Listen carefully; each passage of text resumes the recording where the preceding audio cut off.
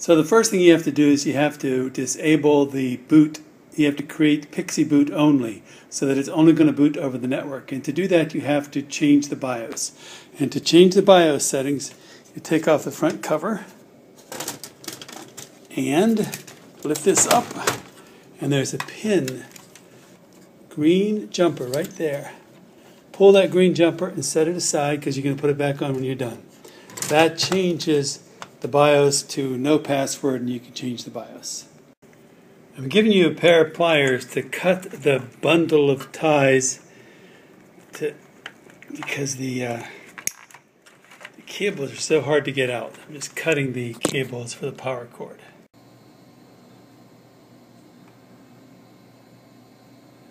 So when you boot, I go to F10 to set the menu, and I have to change the boot order to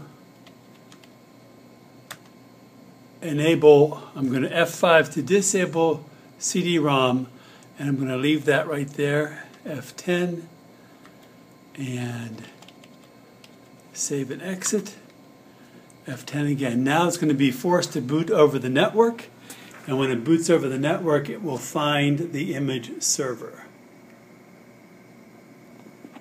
When it finds the image server, you have to quickly arrow down because it only gives you like 3 seconds before you make a choice.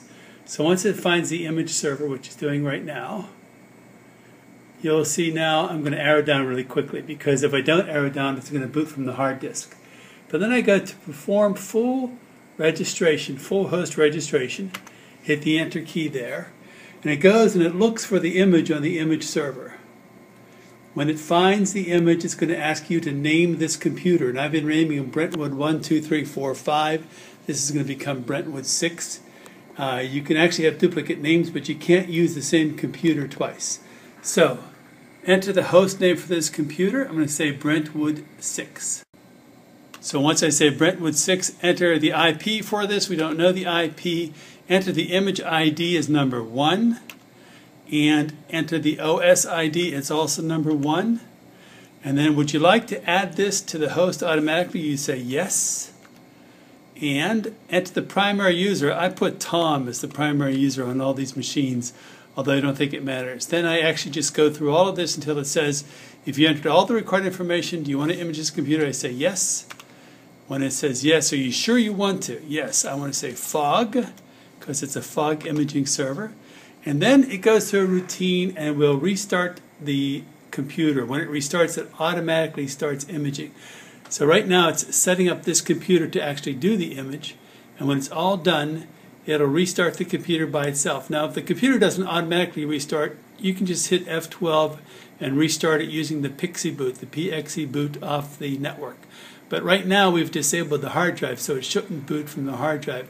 It should automatically default to boot from the network. And when it does, which it's going to do right now, you'll see it's going to immediately go into an imaging process. And that image takes about 8 minutes.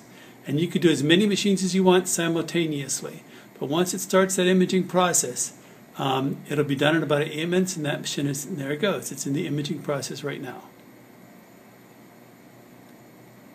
And it goes through quite a few screens here, and it takes, as I said, about 8 minutes.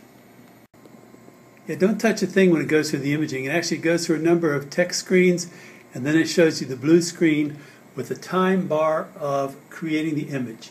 Now, as I said, you could do this with as many machines as you want on the network, but I've disconnected this particular switch so that it doesn't confuse the rest of the network. So I'd use this room to image 5, 6, 7 machines at a time. And once you image the machine, just leave the hard drive in, and then you have to reset the BIOS to boot from the hard drive rather than from the network card. So as you can see, it took 2 minutes and 41 seconds for that image, and combined with the setup, it's about 4 minutes per machine. Now when the machine shuts down, it's going to try to reboot, but I hit F10 because we're going to have to reset the start menu. I don't want to go here, so I'm going to do Control-Alt-Delete, and I'm going to go back to the BIOS, hitting F10 to get into the BIOS, and change the boot order back to starting with the IDE drive. So you see it's been disabled, but hitting F5 re-enables it. And I'm going to turn off the network boot. F10 accepts it, and save and exit. You could put your password, you could put a password back in here if you want to.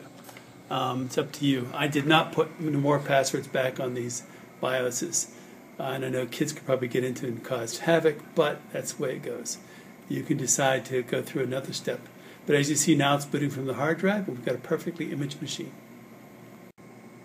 One final thing is that because the imaging server actually looks for the hardware MAC address, if you tried to image a second hard drive on this particular machine, you'd run into some trouble.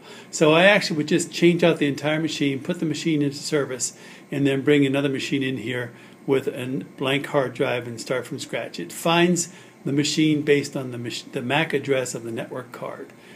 Therefore, to image twice requires that you go back and erase the machine from the menu, but it's more complicated. I just bring in each machine as you need to, and once they're done, put them into service.